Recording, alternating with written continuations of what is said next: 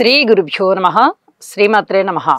మా భక్తి టీవీని ప్రోత్సహిస్తున్నటువంటి మా ప్రేక్షకులందరికీ ధన్యవాదాలు తెలియజేస్తూ 29 జూన్ నుంచి 5 జూలై వరకు గల కాలానికి రాశి ఫలితాలు ఎలా ఉన్నాయో తెలియచెప్పుకుందాము.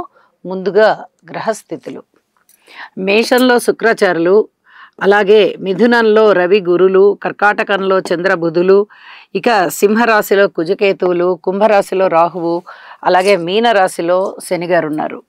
5 జూలై వారాంతానికి వచ్చేటప్పటికి శుక్రుని యొక్క స్థితి వృషభ రాశిలోకి వచ్చి ఉన్నది, చంద్రుని యొక్క స్థితి తులారాశిలోకి వచ్చిన్నది. ఈ 2 గ్రహాలు మారి ఉన్నాయి.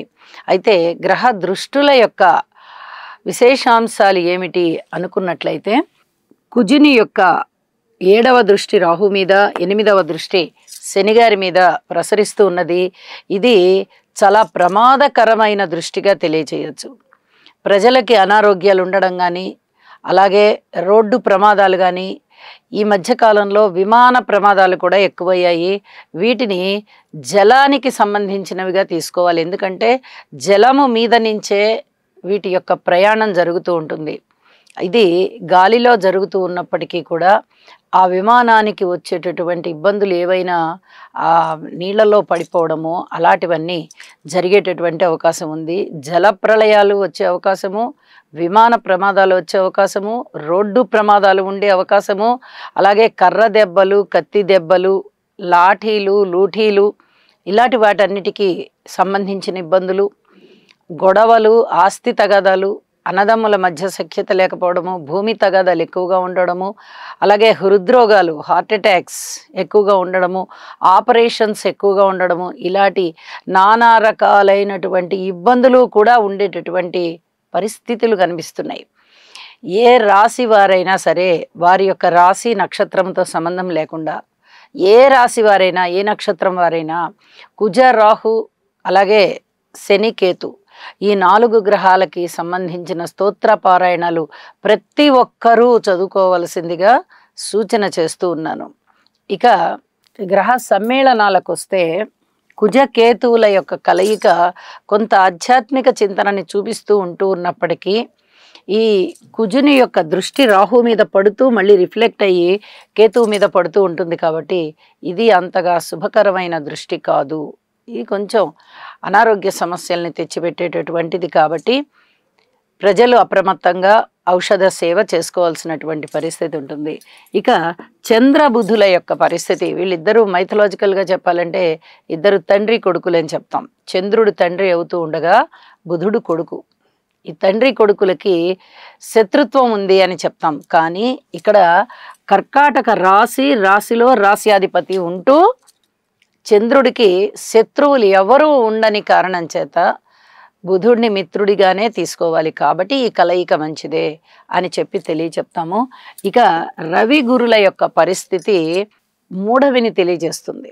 గురువు అస్తంగత్వం పొంది ఉన్న కారణం చేత ఇక్కడ గురు మూఢమి అనేది ఒకటి తెలియచెప్తాం. అంటే గురువు గారికి అంతగా బలం ఉండదన్నమాట. అట్లాంటి పరిస్థితి ఉంటుంది. గురుగ్రహ స్తోత్రాలు పఠించడం చాలా మంచిది. ఇక వారాంతానికి వెళ్ళేటప్పటికీ శుక్రాచార్యుల వారి యొక్క స్థితి మారిపోయి ఉన్నది.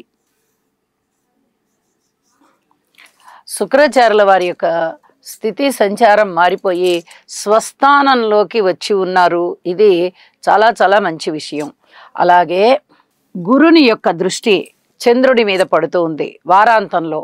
ఇది కూడా చాలా మంచి మానసికమైన బలాన్ని చేకూర్చేటటువంటి గ్రహస్థితి అని చెప్పి తెలియచేస్తూ ఉన్నాను.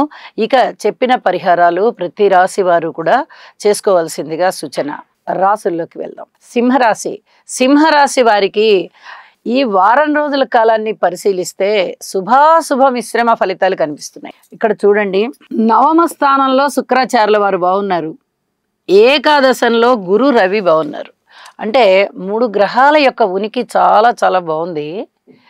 వారాంతంలోకి వెళ్ళేటప్పటికీ దశమంలోకి శుక్రుడు వచ్చారు, తృతీయ స్థానంలోకి చంద్రుడు వచ్చారు. ఇది కూడా చాలా బాగున్న అంశమే. అయితే మరి వార ప్రారంభంలో ఎటువంటి ఫలితాలు ఉండబోతున్నాయి అనే దానికి కదా మనం ముందర ప్రారంభంగా చెప్పుకుంటూ ఉంటాము. రాశిలో ఉన్నటువంటి కుజకేతువులు, సప్తమం మీద రాహువు, అలాగే కుజరాహుల దృష్టి, అష్టమంలో శనిగారు, శనిగారి దృష్టి. ఇక్కడనే చాలా జాగ్రత్తగా ఉండవలసినటువంటి విషయాలు ఉన్నాయి. ఆరోగ్య రూపకంగా జాగ్రత్తగా ఉండాలి. అనారోగ్యం కొంచెం పొడసూపవచ్చు. భార్యాభర్తల మధ్య అనుకూలత తక్కువగా ఉంది. విడాకుల వరకు వెళ్దాం అనుకోవచ్చు. పబ్లిక్ రిలేషన్స్ బాగాలేదు. తగాదాలు గొడవలు ఉండేటటువంటి అవకాశం ఉంది. ప్రజాస్పందన కొంచెం మిమ్మల్ని ఇబ్బంది పెట్టే అభిప్రాయాలని వెలిబుచ్చవచ్చు. అయ్యే పనులు ఆగిపోవచ్చు. కొంచెం కఠినమైనటువంటి నిర్ణయాలు తీసుకోవలసి రావచ్చు. మనోవేదనకి గురి కావచ్చు. ఖర్చులు ఎక్కువగా జరగవచ్చు. కుటుంబంలో ఐకమత్యం లేకపోవచ్చు. ఇలా కొన్ని రకాలైనటువంటి ఇబ్బందులు కనిపిస్తూ ఉన్నాయి. మరి బాగున్నటువంటి విషయాలు ఏమిటి అంటే, అన్నదమ్ముల యొక్క సహాయ సహకారాలు చాలా చాలా బాగున్నాయి. వారాంతంలోనూ బాగున్నాయి, ఇప్పుడు బాగున్నాయి. అలాగే ఉద్యోగ రీత్యా చాలా బాగుంది. ఊహించని విధంగా ధనము రీత్యా బాగుంది. అలాగే సంతాన రీత్యా చాలా బాగుంది. అలాగే ఏదైనా వివాహాది శుభకార్యాలు కుదరడానికి మీరు చేసేటటువంటి ప్రయత్నాలన్నీ ముందరికెళ్ళొచ్చు, అవి బాగున్నాయి. వైవాహిక జీవితంలో ఇబ్బందులు కనిపిస్తున్నాయి, కానీ వివాహం జరగడానికి ఏమీ పరిస్థితులు అంత కఠినంగా లేవు, కాస్త అనుకూలంగా ఉన్నాయి. ఇవన్నీ కూడా చెప్పదగినటువంటి సూచనలు, మంచి మార్పులు అని. అనుకూలమైనటువంటి గురుగ్రహ ప్రభావము, రవిగ్రహ ప్రభావము చేత ధనం వస్తుంది, అనుకూలత కనిపిస్తుంది, అభివృద్ధి కనిపిస్తుంది. గురు బలం బాగున్న కారణం చేత ఇక్కడ శనిగారి యొక్క దుష్ట ప్రభావం ఏదైతే ఉందో అది కొంచెం తగ్గడానికి అవకాశాలు కనిపిస్తున్నాయి. పరస్పర విభిన్నమైనటువంటి అంటే శుభాశుభ మిశ్రమ ఫలితాలు కనిపిస్తూ ఉన్నప్పుడు ఇలాంటి పోరాటాలు ఉంటాయి. ఒక్కొక్కసారి కొన్ని పనులు ఆగిపోతాయి, ఒక్కొక్కసారి టకటక ముందరికి వెళ్ళిపోతాయి.